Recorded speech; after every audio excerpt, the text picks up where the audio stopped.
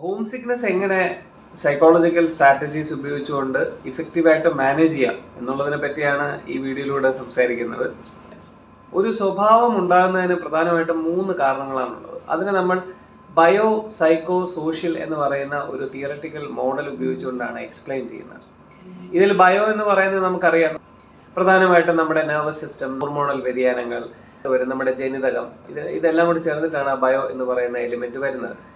അതേസമയം സൈക്കോ എന്നുള്ളത് കൊണ്ട് ഇവിടെ പ്രധാനമായിട്ടും ഉദ്ദേശിക്കുന്നത് നമ്മുടെ ചിന്തകൾ, പോസിറ്റീവ് തിങ്കിങ്, നെഗറ്റീവ് തിങ്കിങ്, നമ്മൾ എങ്ങനെയാണ് ഓരോ കാര്യങ്ങളെയും പെർസീവ് ചെയ്യുന്നത്, അത്തരത്തിലുള്ള കാര്യങ്ങളാണ് സൈക്കോ എന്നുള്ളത് കൊണ്ട് ഉദ്ദേശിക്കുന്നത്. നമ്മൾ ജീവിക്കുന്ന ചുറ്റുപാടിനെയാണ് സോഷ്യൽ എന്നുള്ളത് കൊണ്ട് ഉദ്ദേശിക്കുന്നത്. അപ്പോൾ ഇതിൽ ഏതെങ്കിലും ഒന്ന് കാരണമല്ല നമ്മുടെ സ്വഭാവം ഉണ്ടാകുന്നത്, മറിച്ച് ഇത് എല്ലാം കൂടെ ചേർന്ന് വരുന്ന ഒരു സോഫിസ്റ്റിക്കേറ്റഡ് ആയിട്ടുള്ള വളരെ കോംപ്ലക്സ് ആയിട്ടുള്ള ഒരു ഇന്ററാക്ഷനിലൂടെയാണ് നമുക്കൊരു സ്വഭാവം ഉണ്ടാകുന്നത്. എന്തുകൊണ്ട് ഹോം സിക്നെസ് സംഭവിക്കുന്നു എന്ന് ചോദിച്ചു കഴിഞ്ഞാൽ ഇതിന്റെ എല്ലാം കൂടി അങ്ങോട്ടും ഇങ്ങോട്ടുമുള്ള ഇടപാടുകളും ഒരു മിക്സ്ചർ ഓഫ് ഇന്ററാക്ഷൻസ് സംഭവിക്കുമ്പോഴാണ് ആ ഹോം സിക്നെസ് ഉണ്ടാകുന്നതും ചിലർക്ക് അതിനെ ഇഫക്റ്റീവായി മാനേജ് ചെയ്യാൻ സാധിക്കുന്നതും എന്നാൽ മറ്റു ചിലർക്ക് അതിനെ ഇഫക്റ്റീവായി മാനേജ് ചെയ്യാൻ കഴിയാതെ പോകുന്നത്. അപ്പൊ ഇതിൽ പലപ്പോഴും ദൂരെ സ്ഥലത്ത് പോകുന്ന ആൾക്കാരെ സംബന്ധിച്ചിടത്തോളം അവർക്ക് പലപ്പോഴും ഒരു കൺഫ്യൂഷൻ ഉണ്ടാവും. ഇതിൽ ഏത് എലിമെന്റിനാണ് കൂടുതൽ പ്രാധാന്യം കൊടുക്കേണ്ടത് എന്നുള്ളതിനെ പറ്റി ആലോചിക്കുമ്പോൾ ആ ഒരു കൺഫ്യൂഷൻ മാറ്റുന്നതിന് വേണ്ടി നമുക്ക് ഡിപ്പെൻഡ് ചെയ്യാൻ പറ്റുന്ന ഒരു തിയററ്റിക്കൽ മോഡലാണ് എബ്രഹാം മാസ്ലോയുടെ പിരമിഡ് തിയറി എന്നറിയപ്പെടുന്ന നീഡ് ഹൈറാർക്കി തിയറി. പേര് സൂചിപ്പിക്കുന്ന പോലെ തന്നെ അദ്ദേഹത്തിന്റെ തിയററ്റിക്കൽ മോഡൽ എന്ന് പറയുന്ന ഒരു പിരമിഡ് ഷേപ്പിലാണ് അതിനെ അവതരിപ്പിച്ചിരിക്കുന്നത്. അതിൽ തന്നെ നീഡ് ഹൈറാർക്കി എന്ന് പറയുന്നതിലൂടെ അദ്ദേഹം ഉദ്ദേശിച്ചിരിക്കുന്നത് ഒരു മനുഷ്യന്റെ ഉള്ളിലുള്ള നീഡ്സിനെ എല്ലാം അദ്ദേഹം ഒരു ഹൈറാർക്കിക്കൽ ഓർഡറിൽ ഒരു പിരമിഡിന്റെ ഷേപ്പിൽ അദ്ദേഹം ചിത്രീകരിച്ചിരിക്കുന്നു എന്നുള്ളത് കൊണ്ടാണ് അദ്ദേഹത്തിന്റെ തിയറി പിരമിഡ് തിയറി എന്നും നീഡ് ഹൈറാർക്കി തിയറി എന്നും ഒക്കെ അറിയപ്പെടുന്നത്.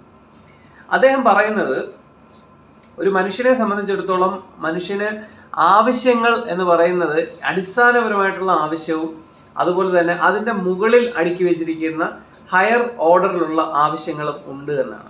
ഏറ്റവും ഫൗണ്ടേഷൻ ലെവലിൽ അദ്ദേഹം പറയുന്നത് ഫിസിയോളജിക്കൽ ലെവൽ നീഡ്സ് ആണ്. ഫിസിയോളജിക്കൽ ലെവൽ നീഡ്സ് എന്ന് പറഞ്ഞാൽ നമുക്കറിയാം, ഭക്ഷണം, വെള്ളം, സുഖമായിട്ടുള്ള ഉറക്കം, ഇതിനെയാണ് പ്രധാനമായിട്ടും അദ്ദേഹം ബേസിക് ഫിസിയോളജിക്കൽ ലെവൽ നീഡ്സ് എന്ന് പറയുന്നത്.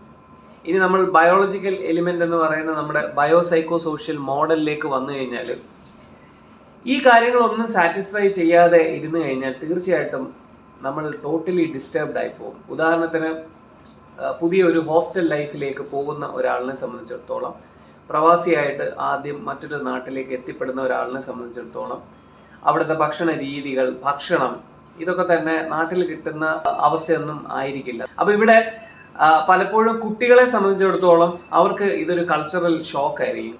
അപ്പൊ നമുക്ക് ഇഷ്ടപ്പെടാത്ത ഭക്ഷണം ആയതുകൊണ്ട് പലപ്പോഴും അവരുടെ ഇൻസ്റ്റന്റ് റിയാക്ഷൻ എന്ന് പറയുന്നത് ബ്രേക്ക്ഫാസ്റ്റ് സ്കിപ്പ് ചെയ്യുക, അല്ലെങ്കിൽ മാഗി നൂഡിൽസ് വാങ്ങിച്ച് അത് കുഴച്ച് കഴിക്കുക. ഈ സാധനമാണ് നമ്മൾ ഏറ്റവും പ്രഥമമായിട്ട് പരിഗണന കൊടുക്കേണ്ട ഒരു വിഷയം. നമുക്ക് ഭക്ഷണം ഇഷ്ടപ്പെട്ടാലും ഇഷ്ടപ്പെട്ടില്ലെങ്കിലും ശരീരത്തിന് ആവശ്യമായിട്ടുള്ള പോഷക ഗുണമുള്ള ഭക്ഷണം ഉറപ്പായിട്ടും നമ്മൾ കഴിച്ചിരിക്കണം. പുതിയ സ്ഥലത്തെത്തുമ്പോൾ സ്വാഭാവികമായിട്ടും അവിടുത്തെ എണ്ണ വ്യത്യാസമായിരിക്കും, അവിടുത്തെ ഭക്ഷണത്തിൻ്റെ ക്വാണ്ടിറ്റി വ്യത്യാസമായിരിക്കും, ഭക്ഷണം തന്നെ വ്യത്യാസമായിരിക്കും. പക്ഷെ നമ്മൾ മനസ്സിലാക്കേണ്ടത് നമ്മുടെ ശരീരത്തിന് ബേസിക്കലി നമുക്ക് നന്നായിട്ട് പെർഫോം ചെയ്യണം എന്നുണ്ടെങ്കിൽ നമുക്കൊരു ശരീരം പ്രോപ്പറായി ഫങ്ഷൻ ചെയ്താലേ പറ്റൂ. ഇപ്പോൾ ഉദാഹരണത്തിന് നിങ്ങൾ ഒരു മിനിമം 1.5 മുതൽ 2 ലിറ്റർ വെള്ളം പലപ്പോഴായി ഒരു ദിവസത്തിൽ കുടിച്ചിട്ടില്ല എങ്കിൽ തീർച്ചയായിട്ടും തലവേദന ഉണ്ടാകും, ബ്രെയിൻ ഫോഗിങ് എന്ന് പറയുന്ന ഒരു ഇഫക്റ്റ് ഉണ്ടാകാൻ സാധ്യതയുണ്ട്. അങ്ങനെയാണെങ്കിൽ നിങ്ങൾക്ക് സമാധാനമായിട്ട് തീരുമാനങ്ങൾ എടുക്കാൻ സാധിക്കില്ല, സമാധാനമായി ചിന്തിക്കാൻ സാധിക്കില്ല, മൊത്തത്തിൽ കുളമാകും.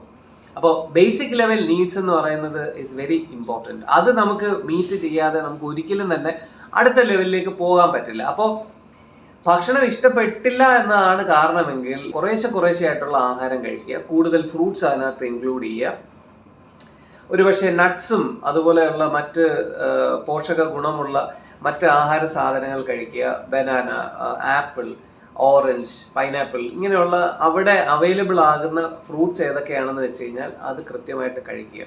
നിങ്ങൾ ഒരിക്കലും സ്റ്റാർവ് ചെയ്തിരിക്കുന്ന ഒരു സ്റ്റേജിലേക്ക് പോകാതെ പേർപ്പസ്ഫുള്ളായി നിങ്ങൾ സൂക്ഷിക്കുക. ഇനി രണ്ടാമത് വരുന്നത് സേഫ്റ്റി ലെവൽ നീഡ്സ് ആണ്. അപ്പോൾ നമ്മൾ ദൂരെ ഒരു സ്ഥലത്ത് പോകുമ്പോൾ അടുത്ത് നമ്മൾ ഏറ്റവും കൂടുതൽ ശ്രദ്ധിക്കേണ്ടത് സേഫ് ആണോ, നമ്മൾ സേഫ് ആണോ എന്നാണ്. ഈ സേഫ്റ്റിയെ പറ്റി നമ്മൾ എപ്പോഴും ആലോചിക്കുമ്പോൾ നമ്മുടെ മനസ്സിൽ ഓടി വരുന്ന ഒരു കാര്യം എന്ന് പറയുന്നത് ശാരീരികമായ സേഫ്റ്റിയാണ്. പക്ഷേ സൈക്കോളജിസ്റ്റുകളെ സംബന്ധിച്ചിടത്തോളം അവർക്ക് ശാരീരിക സേഫ്റ്റി മാത്രമല്ല, അവർക്ക് സൈക്കോളജിക്കൽ സേഫ്റ്റിയും വളരെ ഇമ്പോർട്ടൻ്റ് ആണ്.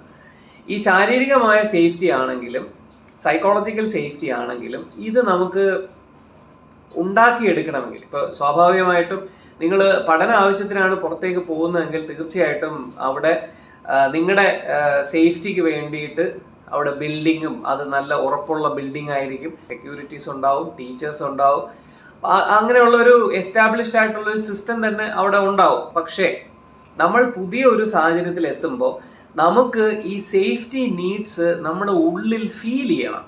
ഇപ്പോൾ ഉദാഹരണത്തിന് നമ്മുടെ സ്വന്തം വീട്ടിൽ നിൽക്കുമ്പോൾ നമുക്ക് എങ്ങനെയാണ് ആ സേഫ്റ്റി ഫീലിംഗ് ഉണ്ടാകുന്നതെന്ന് ചോദിച്ചു കഴിഞ്ഞാൽ അതിൻ്റെ ഉത്തരം നമുക്ക് കാര്യങ്ങളെല്ലാം പ്രെഡിക്റ്റ് ചെയ്യാൻ സാധിക്കും എന്നുള്ളത് കൊണ്ടാണ്. ഇപ്പോൾ ഉദാഹരണത്തിന് രാവിലെ എഴുന്നേറ്റാൽ എന്ത് സംഭവിക്കും, എഴുന്നേൽക്കാൻ വൈകിയാൽ എന്ത് സംഭവിക്കും, ഭക്ഷണം നമുക്ക് കിട്ടുമോ, നമ്മുടെ അയൽക്കാർ ആരൊക്കെയാണ്, നമ്മുടെ വീട്ടിലേക്ക് വരുന്നതിനുള്ള വഴികൾ ഏതൊക്കെയാണ്, ഏതൊക്കെ വഴിയിലൂടെ പോയി കഴിഞ്ഞാൽ എവിടെയൊക്കെ എത്താൻ പറ്റും, ഇതിനെപ്പറ്റി എല്ലാം നമുക്ക് കൃത്യമായ ധാരണ ഉള്ളത് കൊണ്ടൊക്കെ കൂടിയാണ് നമുക്ക് ഈ സേഫ്റ്റി എന്ന് പറയുന്നത് നമ്മുടെ ഉള്ളിൽ ഫീൽ ചെയ്യുന്നത്.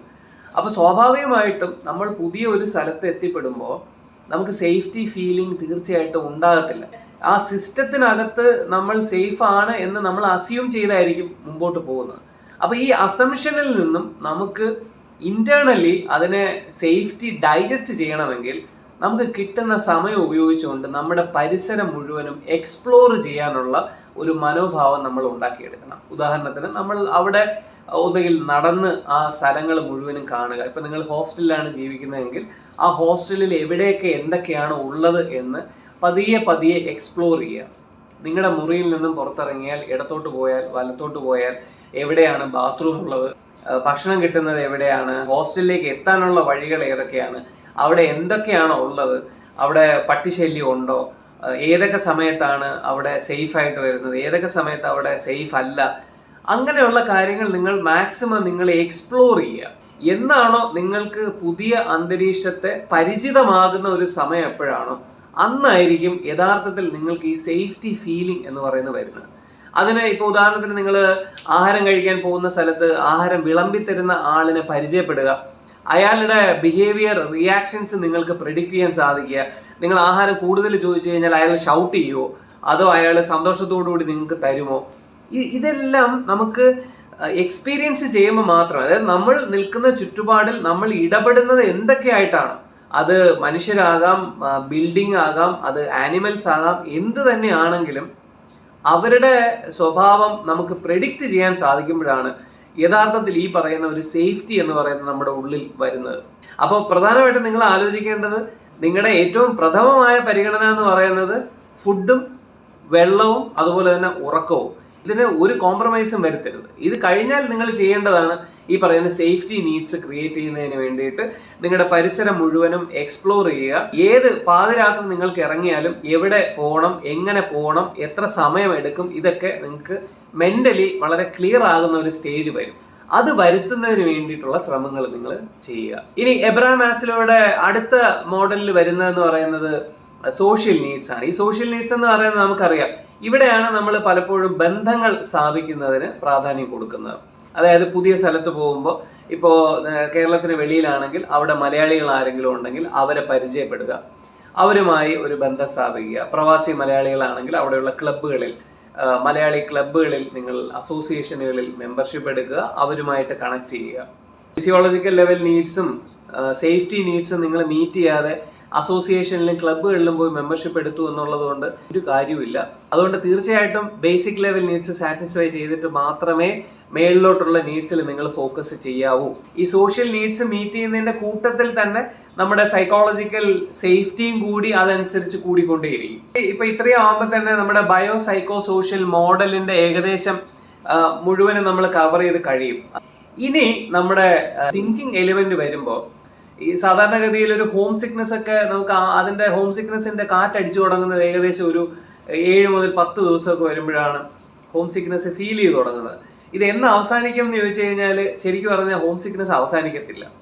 നമുക്ക് എവിടെ, ഇപ്പൊ നമ്മൾ സ്വിറ്റ്സർലൻഡിലാണ് നിങ്ങൾ പോയി താമസിച്ച് ജോലി ചെയ്യുന്നതെങ്കിലും നിങ്ങൾക്ക് നിങ്ങളുടെ വീട്ടിലേക്ക് വരണം എന്ന തോന്നൽ, ആ വീടിനെ മിസ് ചെയ്യുന്ന ആ ഒരു എലിമെന്റ് നിങ്ങൾ ലോകത്ത് എവിടെ പോയാലും നിങ്ങളുടെ ഉള്ളിൽ ഉണ്ടാവും.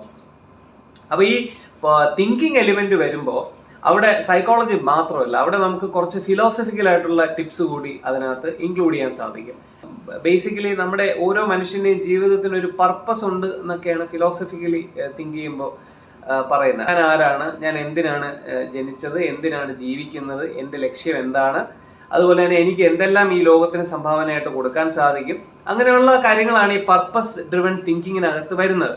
അപ്പോൾ നിങ്ങളൊരു ഹയർ എഡ്യൂക്കേഷൻ ഇൻസ്റ്റിറ്റ്യൂട്ടിലാണ് ഇപ്പോൾ ആദ്യമായിട്ട് ഹോസ്റ്റൽ ലൈഫിലേക്ക് കാലെടുത്ത് വെച്ചിരിക്കുന്നതെങ്കിൽ, നിങ്ങളിപ്പോൾ ഒരു പ്രവാസ ജീവിതത്തിനാണ് തയ്യാറെടുത്ത് പുതിയൊരു രാജ്യത്ത് എത്തിയിരിക്കുന്നതെങ്കിൽ, നിങ്ങൾ ആദ്യം ആലോചിക്കേണ്ടത് ഞാൻ ഇവിടെ വന്നതിൻ്റെ പുറകിലുള്ള കാരണം എന്താണ്. കുട്ടികളെ സംബന്ധിച്ചിടത്തോളം ആണെങ്കിൽ പുതിയ ഒരു കോഴ്സ് പഠിക്കുന്നതിന് വേണ്ടി ആ കോഴ്സ് തിരഞ്ഞെടുത്ത് അത് നന്നായിട്ട് മാർക്ക് മേടിച്ച് നല്ലൊരു ജോലി കിട്ടുന്നതിന് വേണ്ടി അവർക്ക് ഇഷ്ടമുള്ള കാര്യം ചെയ്ത് ജീവിക്കുന്നതിന് വേണ്ടിയിട്ടായിരിക്കും അവരവിടെ പഠിക്കാൻ വന്നിരിക്കുന്നത്. പ്രവാസിയായിട്ടുള്ള ഒരാളിനെ സംബന്ധിച്ചിടത്തോളം സെക്യൂർ ആയിട്ടുള്ള ഒരു ജോലി കിട്ടുക, വീട്ടുകാരെയും അവരുടെ കുടുംബത്തെയും ഒക്കെ സാമ്പത്തികമായ സുരക്ഷിതത്വം ഉണ്ടാക്കി കൊടുക്കുക, അതിനു വേണ്ടിയിട്ടാണ് അവരവിടെ വന്നിരിക്കുന്നത്. അപ്പൊ ഇവിടെ തന്നെ നമുക്ക് അവരുടെ ലക്ഷ്യത്തിനകത്ത് തന്നെ കുറെ കമ്പോണൻസ് കാണാൻ പറ്റും. നമുക്ക് നല്ലൊരു ജോലി കിട്ടണമെങ്കിൽ അത് ചുമ്മാ പഠിച്ചതുകൊണ്ട് മാത്രം കിട്ടത്തില്ല. അതിന് നല്ല ആത്മവിശ്വാസം വേണം. നമ്മൾ മനസ്സിൽ ആലോചിക്കുന്ന കാര്യം വളരെ ക്ലിയർ ആയിട്ട് മറ്റൊരാളിന് പറഞ്ഞു കൊടുക്കാനുള്ള എബിലിറ്റി ഡെവലപ്പ് ചെയ്യണം. പല സാഹചര്യങ്ങളുമായിട്ട് പൊരുത്തപ്പെട്ട് ജീവിക്കാനുള്ള കഴിവ് വളർത്തിയെടുക്കണം. അപ്പൊ നമുക്ക് ഈ ഹോം സിക്നെസ് ഉണ്ടായി വരുന്ന സമയത്ത് അതിനെ ഇഫക്റ്റീവായിട്ട് മാനേജ് ചെയ്യാൻ നമുക്ക് ചെയ്യാൻ പറ്റുന്ന തിങ്കിങ് പ്രോസസ്സ് എന്ന് പറയുന്നത്, ഒറ്റ ലൈനിൽ പറഞ്ഞാൽ, ഞാൻ എന്തിനാണ് ഇവിടെ വന്നത് എന്നതിനെ പറ്റി ആലോചിക്കുക. അങ്ങനെ ആലോചിക്കുമ്പോൾ എനിക്ക് നല്ല ജോലി കിട്ടണം എന്നുള്ളതാണ് നമ്മുടെ മുമ്പിലുള്ള ഓപ്ഷൻ. ആ ജോലി കിട്ടാൻ വേണ്ടി എന്തൊക്കെയാണ് ചെയ്യേണ്ടത്? അപ്പൊ എപ്പോഴൊക്കെയാണോ നമ്മൾ ഹോം സിക്നെസ് അനുഭവിച്ച് വിഷമിച്ചിരിക്കുന്ന ഒരു സമയം, അപ്പോഴെല്ലാം എന്താണോ നമ്മുടെ ലക്ഷ്യത്തിലേക്ക് എത്തുന്നതിന് വേണ്ടി ചെയ്യേണ്ട കാര്യങ്ങൾ അത് പതിയെ ഓരോന്നായിട്ട് ചെയ്തുകൊണ്ടേയിരിക്കുക എന്നുള്ളതാണ് അതിനെ ബീറ്റ് ചെയ്യാൻ നമുക്ക് ഉപയോഗിക്കാൻ കഴിയുന്ന ഒരു തിങ്കിങ് സ്ട്രാറ്റജി എന്ന് പറയുന്നത്. അപ്പൊ നിങ്ങൾ ഈ പറയുന്ന 3 എലിമെന്റ്, ബയോ, സൈക്കോ, സോഷ്യൽ മോഡലിനെ ഒരു തിയററ്റിക്കൽ, അതായത് എബ്രഹാം മാസ്ലോയുടെ ഒരു നീഡ് ഹൈറാർക്കി എന്ന് പറയുന്ന മോഡലിലൂടെ അതിനെ അപ്രോച്ച് ചെയ്ത് കഴിഞ്ഞാൽ തീർച്ചയായിട്ടും ഈ പറയുന്ന ഹോം സിക്നെസ്സിനെ മാനേജ് ചെയ്യാനും അതിനെ വളരെ നന്നായി നിങ്ങൾക്ക് പുതിയ സ്ഥലവുമായി പൊരുത്തപ്പെട്ട് വളരെയധികം സക്സസ്ഫുൾ ആയി നിങ്ങൾക്ക് മുമ്പോട്ട് പോകാനും തീർച്ചയായിട്ടും സാധിക്കും. Thank you so much for watching. വീണ്ടും നമുക്ക് പുതിയൊരു വീഡിയോയുമായി അടുത്ത ആഴ്ച കാണാം.